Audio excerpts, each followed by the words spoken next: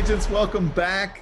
And this time we've got our friend over at Keeping Current Matters, Mr. Childers. Thanks for being with us. Has anybody called you that in a long time? Mr. They haven't, but I like it. I like it. Let's do that. So I like it's great to be back and just even you and I catching up. And I'm thrilled to be here today. So thanks for inviting me.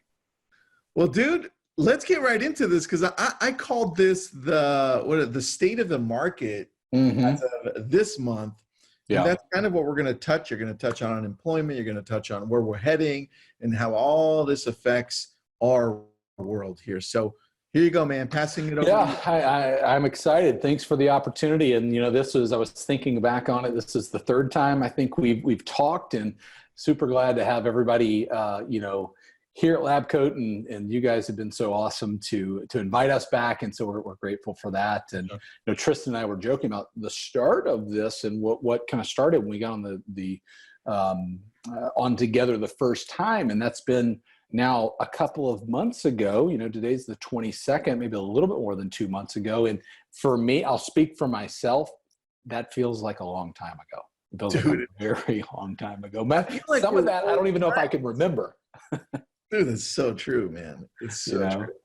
So with that as a backdrop, here's how I'd like to frame up our conversation today, because I'm going to bring you some new some new visuals, some new graphics, new information. I'm going to give this all to Tristan so you have it. You can obviously go to Keeping Current Matters and grab some of that. We'd love to have you on the journey, but I want you to have it so you can communicate in the market. So we just talked about, we started this a little over 2 months ago. And I want to kind of start with this perspective. How do we look forward? If I look, to my right here, what does looking forward mean? And I'll tell you right now, with what we see at Keeping Current Matters, the agents that we talk to, what we see happening out in the market, that's what consumers want to talk about as well. So that's important to realize right now. And I don't want to minimize where we've been in that or say we're out of the woods, because we're not. But I think most of us are going, okay, what's going to happen? What's the second half of the year going to look like? It's Memorial Day this weekend, and we're going to turn the corner here to summer pretty soon. And so how do we start to look forward in our business and be educated, not forsake what's happened in the past? I'm not suggesting that, but have this look to say, okay, where are we going right now? And that's what I'm going to hope to do today, Tristan. So I will go ahead and share my screen, and let me know that you can see that. All right, I'm in here. Good. Ready to go. Yep. Clear. Perfect. So this has kind of 4 questions that I'm going to lay out here, and maybe we'll go through these, Tristan. I'll cover one, then I'll pause for a second. We can talk a little bit if you're seeing questions or have questions, and we'll do that. We'll kind of go about it that way. So the first issue is this economic recovery update. Where are we heading? And I'm going to make the case that housing is poised to lead us out of this downturn. So we'll cover some of that information. Next, we'll talk about unemployment. Certainly a big question right now in the economy. What about all these jobs we've lost over the last several weeks since this started, and seeing unemployment by the week, higher than what we've seen in the past in this country. So many people filing for unemployment benefits in a compact time frame. We're going to talk about home ownership. June's coming up. It's National Homeownership Month to remind you of that. And let's talk about some of the challenges. I didn't know that. Yeah. Thanks for telling me that. Some of the challenges that are in the market right now, but what are some of the big opportunities? So I'll kind of balance those, and I'll wrap it up like we do and talk about what do we need to do with all this right now. Okay. So with that as a backdrop, let's kind of hop into this economic recovery update. Sound good? Dude, I'm always ready for you, my friend. All right. So let's talk here. Let's start right here with CNBC. They said this came out recently. If mortgage demand is an indicator, buyers, and it is an indicator, let's be honest, buyers are coming back to the housing market faster than anticipated, despite coronavirus shutdowns and job losses. So when we started talking about this the first time, Tristan, we talked about, hey, we're seeing this wild ride down. And then as the economy can come back online, as people can, start to safely come back out, we expect, to see some of that demand come back, and we're seeing that validated right here. Yeah, it's funny because they didn't anticipate it, but you and I were talking about this the first week and the second. Absolutely. And there was a lot of people out there that were saying, well, maybe not, maybe not. And so let's look at it where we are today. And Freddie Mac kind of piles on there saying as states reopen, we're seeing purchase demand improve remarkably fast. So that's what I would say is like, that's where we sit today, what folks are looking at. Now, depending on what state you're in, what part of the country, certainly by price point, we're going to see some differences there. But as economies come back online, as states lift the shelter in place orders, we go through these phase 1, phase 2, phase 3, kind of in the looking forward aspect. We're starting to see that demand come back quickly. Okay. So I want to revisit an update to a slide that we brought before. And this is the most up-to-date, what major financial institutions are calling for relative to recovery. And it's recovery in the second half. So if I kind of go back, this is, quarter 1, 2, 3, and 4 of this year. We know the first quarter came in, we were negative in GDP, a measure of what businesses are outputting. And that makes sense because we know businesses had to shutter based on the fears of the coronavirus sometime, in the early part of March, depending on where you're at in the country. And then for the better part of the second quarter, businesses went on lockdown and we literally, as a country, are not producing what we've produced in the past. And so expect GDP to see a significant loss, here in the second quarter. Now, the interesting thing is, as we sit here towards the end of May, is businesses are starting to come back online, and we won't wrap the second quarter until the end of next month, but still, expect to see GDP come in, and we're on this kind of wild ride now. And relative to that will kick in 2 consecutive quarters, more than likely, of negative GDP, which is the technical definition of a recession. And so, again, I want to make the position that that's going to be big in headlines, but it's not news. We see this coming, and you're educated on that. And then as we turn the corner to the second half of the year, we've now added Bank of America to this study. 4 out of 5 of the major financial institutions say we will see positive economic growth in the third quarter. 5 out of 5 say that for the fourth quarter. If you remember this going back, Tristan, when we had 4 of these, Wells Fargo was the one dissenting voice in the third quarter. They said, we think it's going to be a little bit negative. They've now flipped and said, we think we're going to be positive. And Bank of America is saying, we're not so sure. So I love that. I think as we look forward, what we need to start looking to is to say, okay, we should see economic activity grow in the second half of this year, and can be optimistic based on what major financial institutions are saying there. Well, I think it's important to note that as we get more information and as this solidifies more, you have institutions like that will then turn around and say, got it, we have more information, we feel more confident to change our views, because now we're seeing all of the data. So that's important to note that. It's not that people flip-flop, right? It's just that we have more data. And I think to that point, we've talked before about the complexity of the business science and the health science and the people science that's involved today. What I know about each one of these organizations, they either have on staff or they have contracted with experts in all of those areas to say, okay, how is this going to play out? Nobody has a crystal ball. But you can be confident they're looking at the economy as a whole, and as they see different things happen, they're going to update these projections. David, I do have a crystal ball, buddy, but it just doesn't work. So I got you. Yeah. That's the problem with them, So let's kind of move on and pick up that conversation. I want to bring in a quote from CoreLogic here. And it says, look for the housing sector to recover before the rest of the economy and lead other industries into expansion. So, we started this time out saying, hey, it's happening faster, some people said, than what they had thought. And now we have CoreLogic saying, okay, let's look at housing potentially being a point of recovery and really leading other businesses into expansion. Now, we've talked a lot about this at Keeping Current Matters, and if you're a KCM member, you're well equipped here to have a conversation around the economic impact that one home sale has on a local economy. And if you go to the kcmblog.com, you can find that blog and find your state. And we need to be talking about that. The economic impact that we as an industry have is tremendous. And not forgetting that as we take this leading role coming out of the second quarter into the second half of the year. I take a quick moment to just reiterate that to those agents out there that are listening in, that just to say, hey, look, we're this important. So don't ever think that our industry is going to go to the wayside to people that aren't advisors. This is not the travel industry. This is a massive part of economy that changes economies like you saw in 08 and 09. So this is beautiful. I love this. Yeah, I appreciate you saying that, because and I think even today we're seeing that flight to quality for agents where people say, I want somebody on my side who can help navigate the decisions I need to make, my family needs to make relative to, how we started this year. And those reasons to buy a home, sell a home, they didn't go away. We know that. If anything, I think you could make a very strong case to say over the last 60 days, they grew.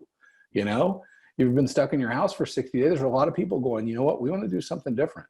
We want more space. We want less space. We want this or we want that. And so keeping that in mind is going to be critical. So as we kind of go forward, we have another support of that, and it comes from Robert Dietz, who's the chief economist, National Association of Home Builders. He says, as the economy begins a recovery in later 2020, again, looking back what those experts are saying, we expect housing to play a leading role. So at KCM, Tristan, what we want to do? We want to start to look and say, okay, is just one person saying this, or are we seeing this in multiple places that we can then say, okay, we're starting to see a pattern here, and many people saying you can start to look at housing as a leading role. Now, there's no doubt there are parts of the economy that are heavily affected and will take longer to recover, and we'll talk a little bit about that in unemployment. But what we use at KCM is the showing time stats relative to showings across North America.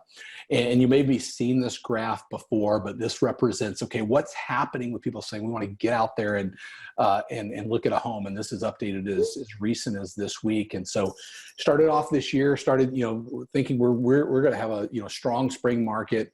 And then showings fell off the map as literally we went into shelter in place orders across this country, but then bottomed out around the middle of April. And we've seen this upward trend since then on people saying, you know what, we want to get out there. We want to look at homes that we could potentially buy. So we know buyers are in the market, and I'll talk about that in just a little bit. But this just gives a visual representation of what's happening right now with showings. And I'll call this out. We're ahead of where we were when we started the downturn of, call it the middle of February. We're not quite where we would be at this time. I'm not trying to say that, but we're heading close to that. Yeah, it's interesting that you bring this graph up. I saw this last time when you brought it up. Yeah. And I do see all across the country from the different agents that we talk through Labicode agents, that is the case. We all of a sudden started seeing a lot more people wanting to see homes out there, just tired of staying home, which is interesting, dude. I saw that change over the last 3-4 weeks. Yeah. I mean, you can even, as you look at this graph, you can see after we bottomed out, we were on this kind of almost straight up trajectory, which I think represents some pent up demand of people going, hey, now that we can do it, let's do it. And you're starting to see that less of an incline right now, but certainly not slowing. But I think it more speaks to what you just said. People going, we can now do that. Okay. Now, if we look at our business as a whole, I'm going to bring some other factors into that to say what is really driving that. And one thing that we know is driving that across the country is the growing price of rent.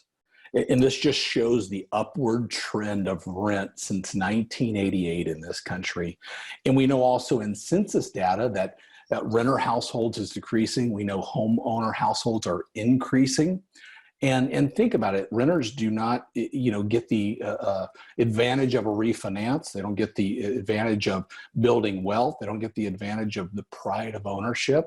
And so that trend, expect it to continue. If anything, people, there's starting to be this talk, and we're watching it at KCM. I wouldn't say there's enough research to be able to say, okay, yes, that is absolutely happening, but there are studies starting to form around this migration potentially from urban environments to suburban environments, and more dense environments and populations to less dense environment populations. And we're going to stay on top of that. But no, a lot of that is driven by the rising cost of rent today.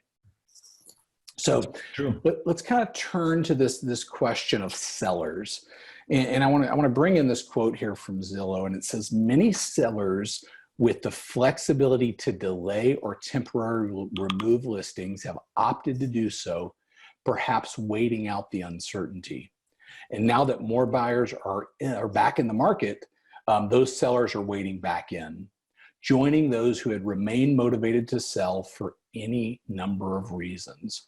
So to your point, we're seeing these sellers come back in, or we're seeing folks want to look at houses, but now we're seeing sellers going, okay, now may be the time. We had a plan to sell our home, and we took the home off the market during, quarantine or whatever was going on, out of fear of, we don't want people in our houses. And certainly there's a lot of people that have a lot of questions about how are you going to hold an open house? How are you going to show it safely? And but suffice it to say, we're starting to see those sellers wade back in. And how do we, how do we measure that? So I want to go here to another Zillow study that came out last week that shows new listings and pending sales increasing week over week. So we know folks are out there looking, and what we then want to look for is we want to say, hey, what's happening with listings and what's happening with pendings? We saw the same in data that recently came out from NAR, that listings are starting to, they fell, but starting to take this, this upward trend, and expect more of that to happen. And here's what I would make the the premise on of what we're talking about is summer is the new spring market this year. And this is, I just clipped a screenshot of the KCM video that we released yesterday, which is nice. A short video that you can use and brand and put out in the market. But I think that is our message right now, is that people that were thinking about doing something in the spring, it looks like they're going to do it in the summer. And so that's, it's exciting to look. I wonder if that changes, since, I agree with you on this, but I wonder if that changes then the dynamic of what we normally see, which is spring markets are high, summer markets are high as well, and then it starts falling in the fall. Do you anticipate from the research that you have or the data for summer to be our spring and fall to be kind of like our summer a little bit? Do I have research on it? No, let me answer that directly. This would be anecdotal. Here's a couple things we need to look at, because that's a big question. Okay, what's this summer going to look like? I think, June, we're going to see, hey, a lot of people can get out across the country. At some point, we're all going to say we need to do something and take a vacation, whether that's in July or August. Yeah. Now, I think there's a big question. I don't know how much it's going to affect our business, is what's going to happen with school this fall? School's going back in session and all that. I think it will play into the answer of that question. And some people are saying, what about a flare up this fall? Let's be honest, people are asking that question, but here's what I know about that. Regardless of what happens, and I don't have a crystal ball, what we need to do in either one of those scenarios is get this message out and work as hard as we can over the next 30, 60, 90 days to take care of those people that want to own a home, that want to buy or sell. And to me, it's clear in the data. I'm looking at that data that you shared. If you had that graph where we were talking about Wells Fargo, then saying, hey, I'll throw that back up. Yeah, let's go to that one. I want to talk a little bit about that one. And when you see that, what I'm thinking is, okay, I'm thinking like the stock market. The Mhm. stock market's all about consumer confidence, right? It's all about perception, right? Yeah. That's Yeah. all it is. And Sure. so Totally. I'm thinking the same thing here when we're looking at real estate.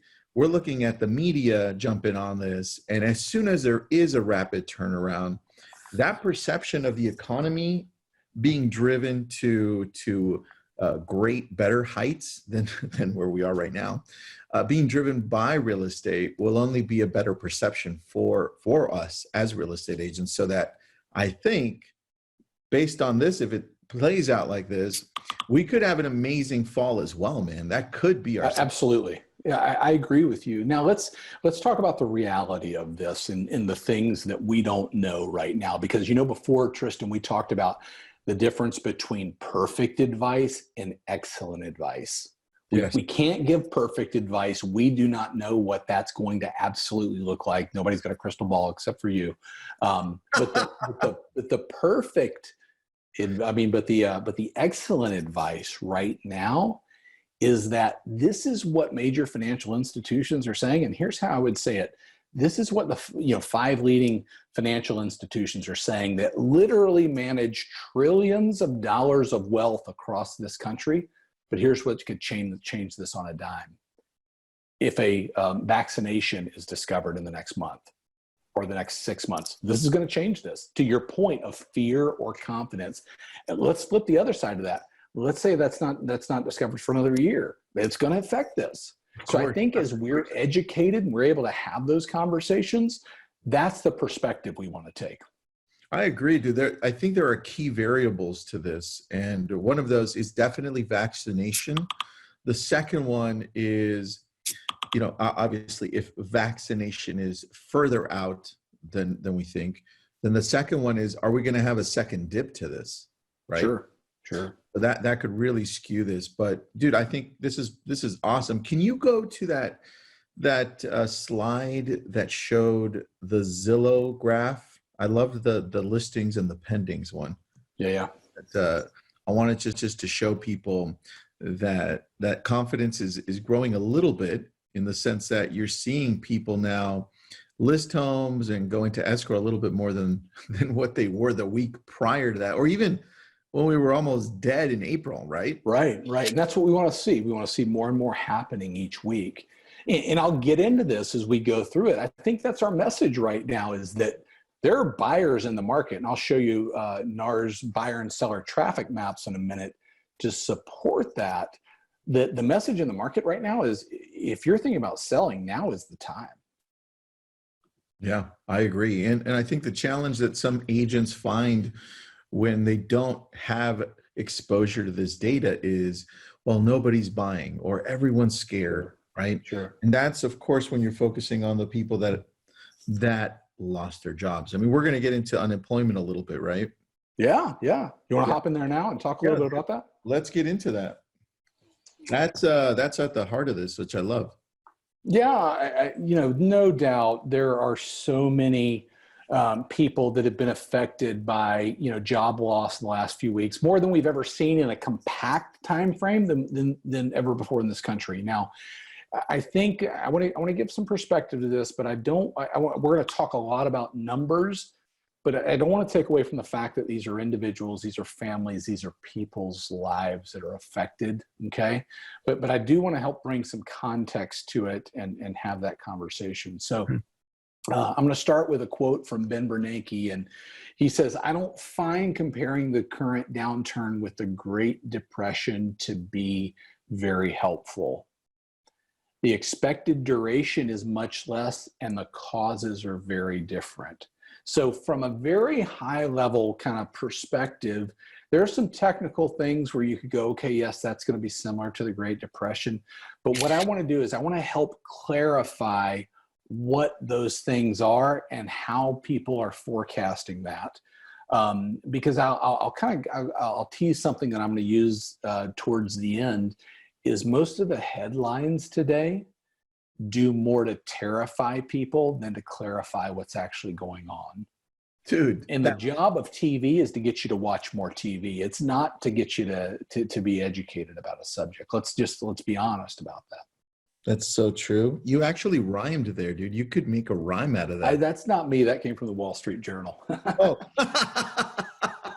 Well, so you know what? That was really good. I like that. Let's go on that journey and let's try to clarify. So let's start out with this slide here. It teed me up really well. Clarifying, not terrifying. So this is 4 years in the Great Depression where unemployment was above 20% as compared to today and the forecast for the 4 years going forward. So we know right now where we sit, we're at 14.7% unemployment in this country, and there are conversations about it's actually higher than that when you count the people that aren't participating, and I understand that, and it's always been that way, and it's likely to go higher in the coming month. So we'll get the second look at the large tranche of data on Friday, June 5th at 8:30 a.m. That's when the employment report will come out for the month of May. Now, our team's going to be all over that. We're going to break that down, and I'll come back and we'll do that and go through it and say, okay, who's lost their job? What's the situation there? How many people are still unemployed? Because those are the questions. But even if this number goes to 20 or 25%, most experts are only forecasting that for a short period of time, meaning less than a couple of months throughout the year versus years on end. Again, I'll go back through some stats to show surveys coming out of that of what people are saying about that relative to unemployment over time. But use something like this to clarify with people as you're talking about unemployment, because this is actually comes from a actual right here, but then Goldman Sachs, their projection for unemployment, which I would call the most severe or the highest projection, and you see that you're taking 4 years to get back to below where we've been. So yeah. This is a quick look, or did you have something to say, Tristan? I had a question from Jessica. Hey, Jessica, thanks for joining us. Yeah. It's a good question. She says, do you have an update on how confident businesses are for when they will be able to recover? Kind of like an estimated timeline that we showed with Wells Fargo, Bank of America, something like that. Yeah, so PricewaterhouseCoopers does that study. I do not have that in the deck, but our team follows that study. I can tell you this, what's happened over the last, 4 or 5 times, whatever it's been, 3 or 4 times they've done that study, is businesses have become less confident in that, meaning it's going to take us a little bit, longer to come online. If you remember, we talked about that in one of the first deals that we did. Yeah. And I believe it was 9 out of 10 said we'd be back in, within 100 or 90 days, within 3 months. And that number slowly ticked down to, I think 7 out of 10, 6 out of 10. And no doubt businesses are having to say, what does it mean to come back online, do it safely? And the underlying word there, Tristan, is innovate. Mm-hmm. I don't know what it's like where you live or where people are across the country, but if you go by a restaurant, they've got tables set up outside, or they're trying to figure out ways, how can we serve customers and do it in a safe way? And I think those are some big questions. A great question from, I believe it was Jessica there, but more information needs to be gathered in that area. Yeah, that was a great question. And I'm going to interrupt you really quick, only because Facebook, out of all companies, Facebook did a small business report. Mm-hmm. And I want to see if I can share that really quick with you on my screen. Let me just open up my screen, only because it was new. It's the first time they've ever done it. Yeah. And they surveyed, here it is. It's a PDF. You can download it. I'll put up the link for you guys. But one thing that they noticed, 86,000 people who owned, managed, or worked for a small business, a medium-sized business, right? 9,000 operators. And so this is the survey that they did, and it was through World Bank and OECD. Is this U.S. or is this across the country? This is across, hold on. It's just the United States here. Okay. In the United States. And you can see here, to me, this was important right here. 31% of owners and managers reported that their SMB is not currently operating. And that's a massive number, dude. You Sure. read this, you read the, I'll share this over with you. What date was this taken on? This was earlier this week. Hold on. This was earlier this week, but the survey was done in late April. It was like late April, early May, and I'll send this over to you. But I thought you would enjoy that report since you're the one that always has all the good stuff. I thought I'd throw in some. Yeah, it's very interesting, you know, and you think about the April timeframe and a third of the businesses not operating, which I think if we, you know, to today's May 22nd, we saw some of the leading states saying we're going to open up for business really the 1st of May. So that makes, in context, it makes sense for April. Here's the thing that when I look at that, I typically think of, there are a lot of questions to be answered from small businesses, kind of going back to that question that Jessica asked. What I do not believe will go away is the need for the service they perform. So if a business was, you know, in trouble going into the downturn, we've seen ones that have shut their doors. You know, I just read an article, Pier 1 is shutting their doors. Locally here where I live in Richmond, Virginia, the Nordstrom is saying we're not going to open back up. Now, I would argue they were having trouble going into this, but the need from that consumer is not going to go away. And I think we can be confident that that need will be filled somewhere along the way by another business, by that current business innovating, but no doubt a lot of questions to be answered, you know, in this kind of category. Yeah, dude, I love it. All right, let's go back to unemployment, dude. I love your graphs. Yeah, so this is, you know, just perspective. I want to kind of go back on that. It's perspective between the 4 years of, you know, that we were above 20% in the Great Depression and what's forecasted today, just so you can use that to have a conversation with someone. This next graph is a visual representation of the weekly unemployment filings.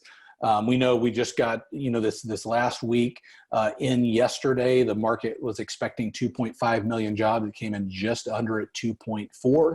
And I'm not suggesting that's a great number because that's a lot of jobs lost, but it's certainly not 6.9 million. Yeah. And we can hope that this trend down continues and that each week less and less people are filing.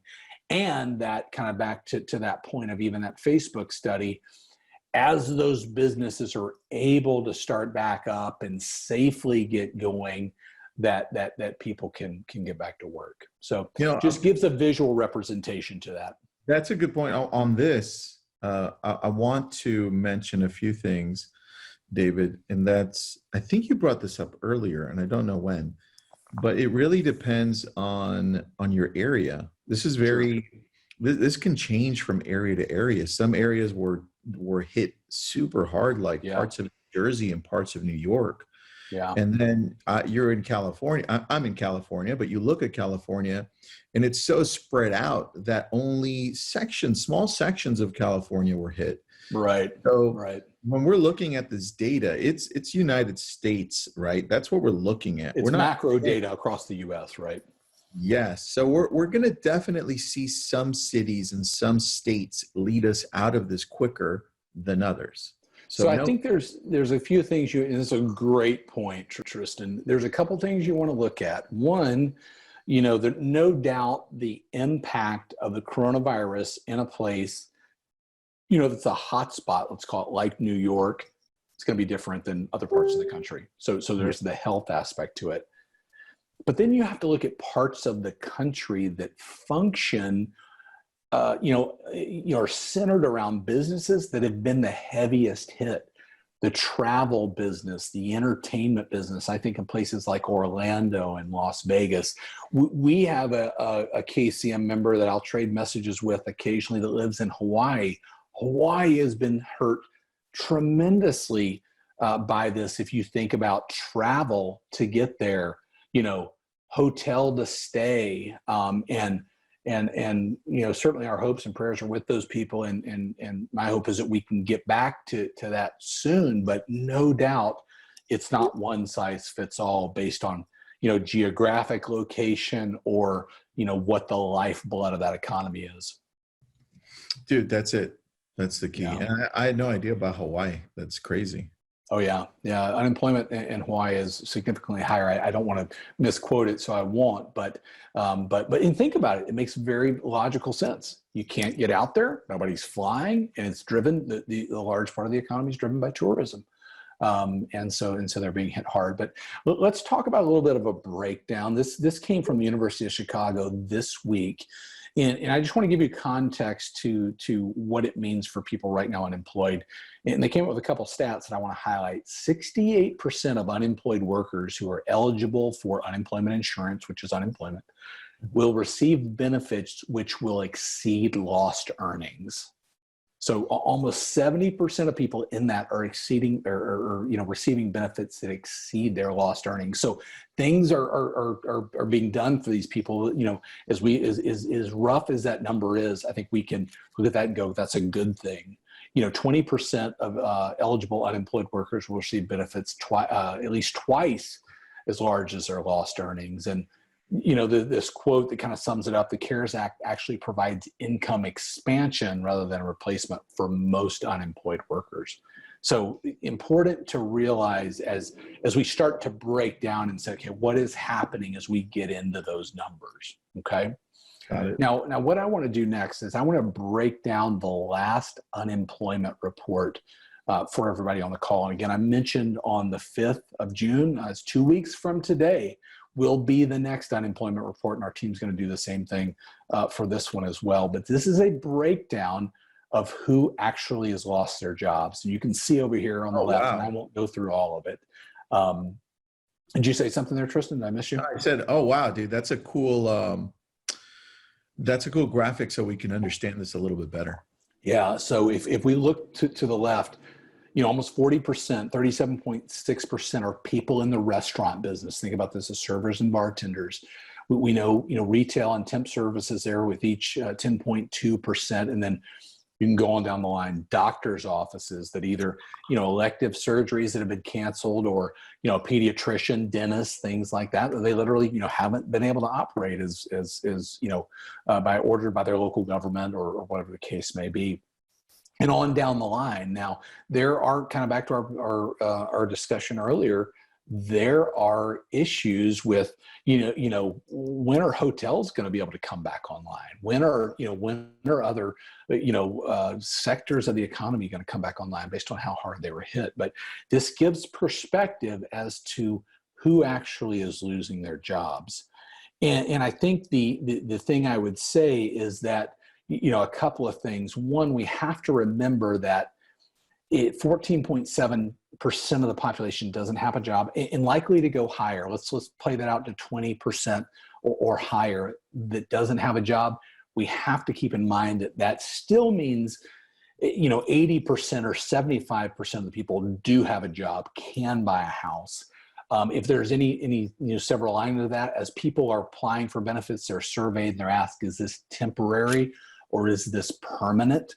9 out of 10 said this is a temporary situation for me based on my business. Now the question is being asked right now is, do some of those temporary layoffs turn into permanent ones? And that's what we're going to follow and look even to the essence of that Facebook study to say, are there businesses that won't come back? And surely there are. So we can realize that a lot of those are temporary. We took the doctor's office example, or we take the server example, and to bring context to what I'll call, or better yet, what First American has called a service sector driven recession. I want to go over this quote they just released. And it says, our analysis shows that the nature of this service sector driven recession is unlikely, key word there, to result in one-to-one decline in homeownership demand, because those being impacted disproportionately by this recession are much less likely to have been house hunting in the first place. So what we know about those losing their jobs today is that more than likely the impact of this being greater at lower income households, those folks were not originally hunting for houses out in the house search this year anyways. And I don't say that to minimize them or that, but it helps bring context to the impact on our business. And the Wall Street Journal released this, which is very interesting. And this shows the same thing, that job loss is greater for lower income households. This is a percentage of households that lost at least one job during this downturn. And you can see of people making less than $40,000 a year, 4 out of 10, experience some form of job loss, one job loss in that, in that household. And as we go higher in the income scale, it becomes less. So that brings that perspective there to, who is losing their job on the income scale, and the question, were they, looking for homes as well? Now, dude, this is such an amazing graph, only because it really puts things in perspective for anybody looking at it. One thing that we can realize quickly is that this is, I'm not going to get political, but this is really going to separate those that have a lot more wealth than those that don't. So that separation is just going to increase. Sure. And I think to your point, there are a lot of people talking about that, and what we can say is this disproportionately has affected people, at lower income points.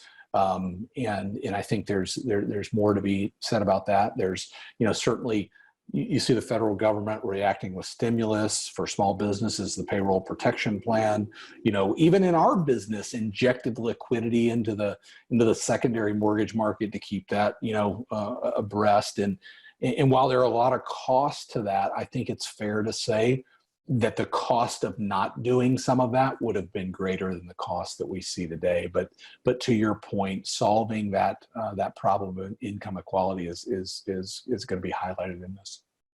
Yeah, man.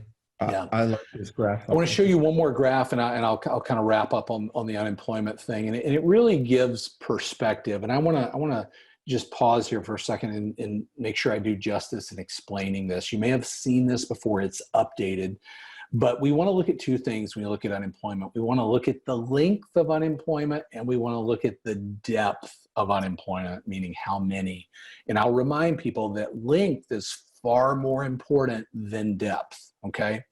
So this estimate is the most aggressive or conservative, or if you want to go to the other side, it's the most dire estimate from Goldman Sachs. And they say we'll reach a point of 20 to 25% unemployment in this downturn, and then by the fourth year we'll be back to where we started. Could take 4 years there, and while we're going to start to monitor that, it also shows you visually here what happened in the Great Recession, which we know what happened. This is a forecast for what we're talking about today, and then what happened in the Great Depression. And you can see in the Great Recession, it took us 9 years to get back to where we started. In the Great Depression, it took us 12 years to get back. And while unemployment is something that we want to be able to speak to, when you're able to show someone this, you're able to communicate this, you can see that from a depth perspective, yeah, there are some similarities there. From a length perspective, in what's forecasted, very, very different in those two scenarios. Yeah, that's true. And look, as you're listening in to us and watching these graphs and getting this information, know that there are a lot of pieces in play that could change a lot of this quickly. Sure.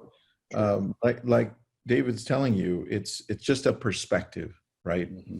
And we choose to look at the data here with opportunity, with hopefulness, instead of looking at the data and saying we're all going to die. So sure. Just wanted to bring that up too. Sure. And I think in that, let's keep in mind there are people that are being affected. And let's go back to where we started. Our job right now, economically speaking, if we want to go with what the experts are saying, is to work as hard as possible and help lead the economy out. So if we want to say it's going to be bad economically, the best bet that we have as agents across the country is to work as hard as possible to drive this economy forward.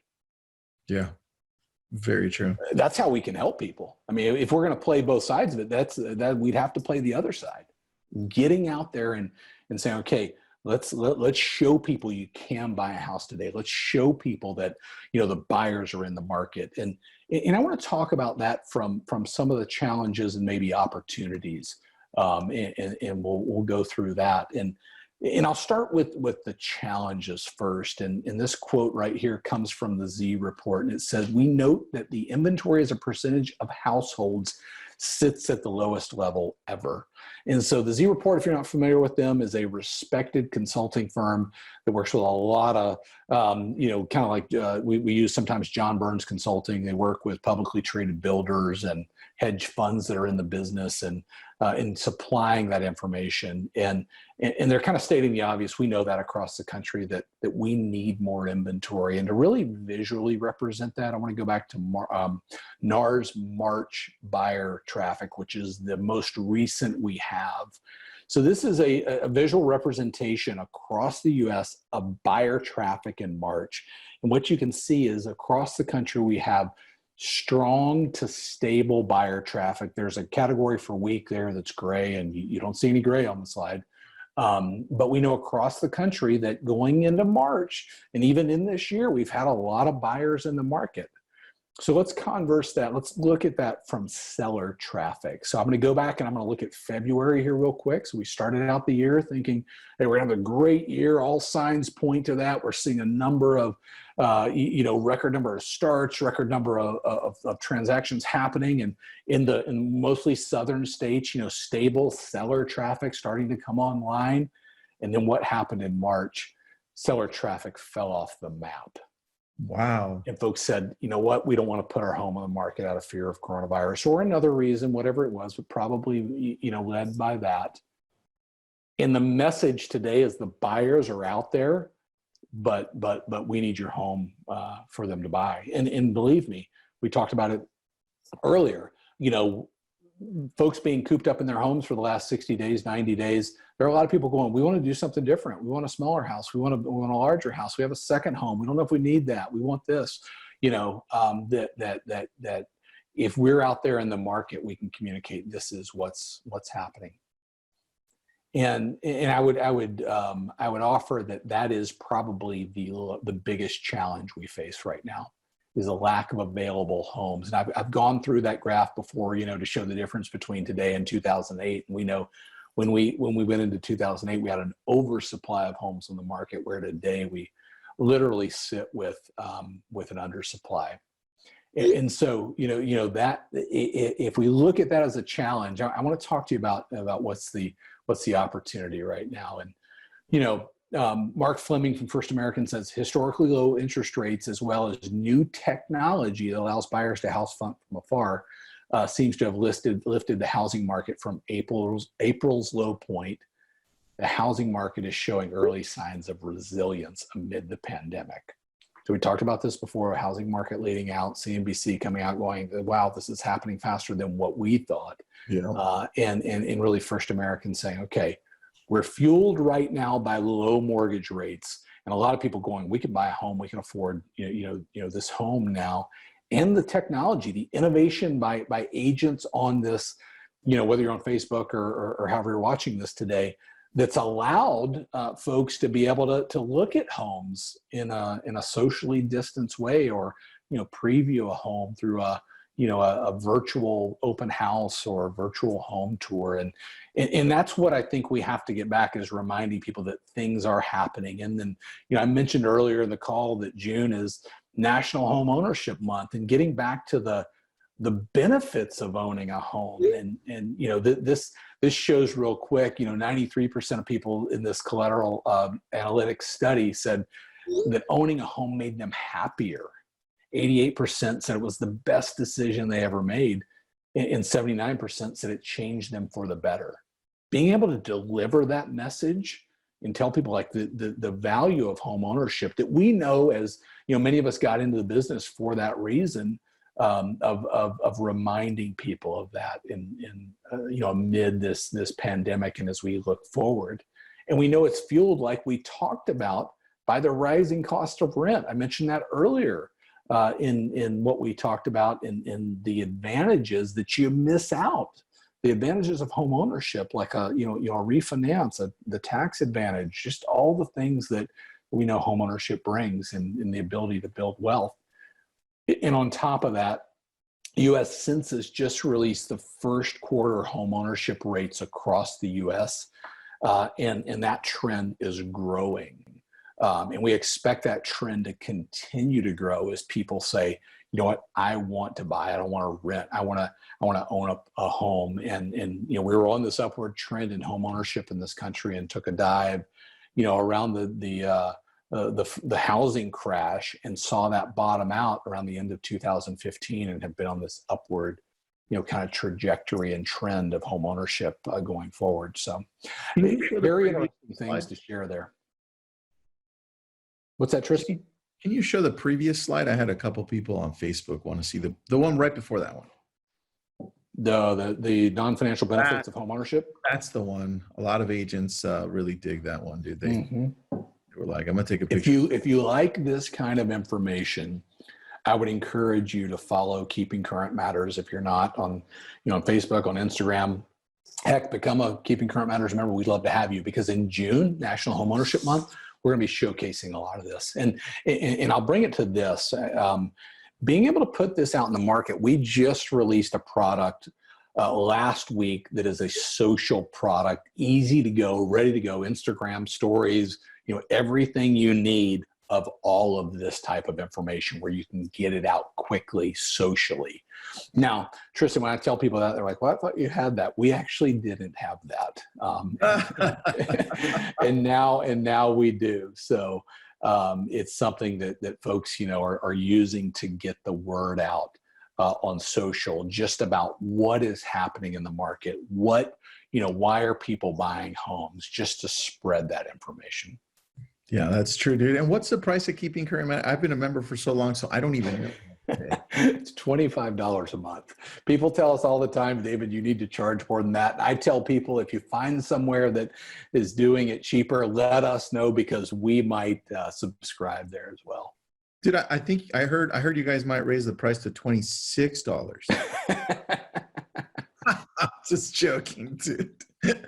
Yeah. I mean, it's this last 60 days, you and I have spoken a number of times. We've done these, and what drives us at Keeping Current Matters is being able to equip agents with the data in the market. You mentioned it earlier, like, let's look at the data. We can talk about some what if scenarios, but we want to look at what are experts saying. We don't want to keep our head in the sand. I am open to looking at any information, the Facebook study, anything. The only thing I would ask, and people send them to me all the time, is make sure it's reputable. Make sure it's something that we can look at and we can go, okay, we can get on board with this, because it's not hard in this market to find somebody to say something. Oh. Everybody's got an opinion. That's for sure, dude. Everybody does. And I love that this is data driven too. So yeah. And look, we know that data can be interpreted differently, but the thing that we're trying to do here is we're gathering lots of data from different places, and we're finding that most of these places are sharing the same perspective behind that data. And that's the key, right? That's the key. Yeah, I think that's a point. What we want to do is we want to look at a trend, meaning, is one person saying housing is going to lead us out of the recovery, or am I seeing this in multiple places?